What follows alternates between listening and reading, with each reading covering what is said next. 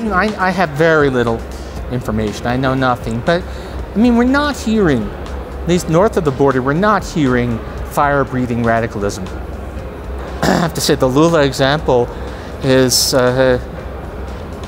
not because of Lula, but because of the current government in Brazil is looking like a bad story. But that's a very. But I mean, I still have reason to hope, and for what it's worth, the markets seem to think that it won't be anything extreme, that there'll be a leftward tilt, that there'll be more social programs, maybe somewhat more government intervention, but not a dramatic break.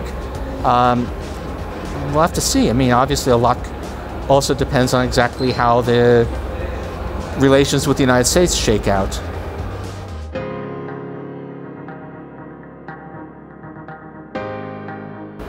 I mean, my take on my original prediction for NAFTA was that we would get some essentially cosmetic changes in the agreement, just enough so that Trump could declare victory and meanwhile leave the existing structure of North American business pretty much intact. And that's looking like a pretty good bet now. Right? There are some details in this agreement, particularly involving autos, that might be a bit more than cosmetic, but it does not look like a severe thing. There's this craziness with Canada, which I think is all Trump. It's just he thinks the Canadians don't respect him, and he's right, but that will probably be smoothed over as well. So in the end, we may have had a big sound and production, but nothing big.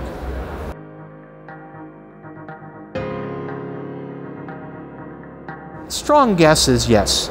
Nothing is for sure, but if we think that in the background, leave aside the personalities, the tweets, whatever, in the background you have a huge business community which has interests that sprawl across all of the borders.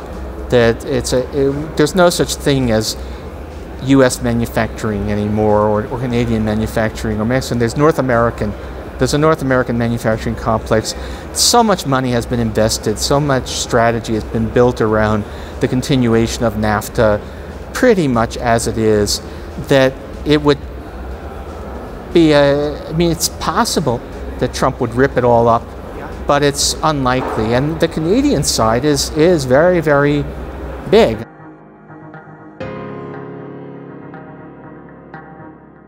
Yeah, none of us is 100% confident. I mean, if I believe what I'm reading now, he had a paper that would have destroyed NAFTA on his desk, and his staff stole it, so he couldn't sign it. I don't. It's hard to believe, but on the other hand, quite possible. But I think in the end, I mean, interests still matter. Even Trump is.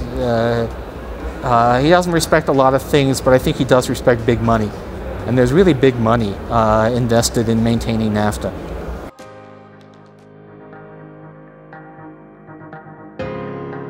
Well, I mean, U.S. politics are, I think, far more uncertain than Mexican at this point. I mean, AMLO is obviously something of an unknown. We don't know how far, how much of his populist roots will show in policy. But the U.S. government is in wild flux. I mean, we have an election in 2 months. If it goes one way, the U.S. may be well on its way towards becoming a Hungary-style one-party state. If it goes the other way, we may have a president totally under siege from investigations and paralyzed by self-inflicted scandal. I find it hard even to think ahead to 2020. So much is hanging in the balance, really just within months in the U.S. that God knows about the next presidency.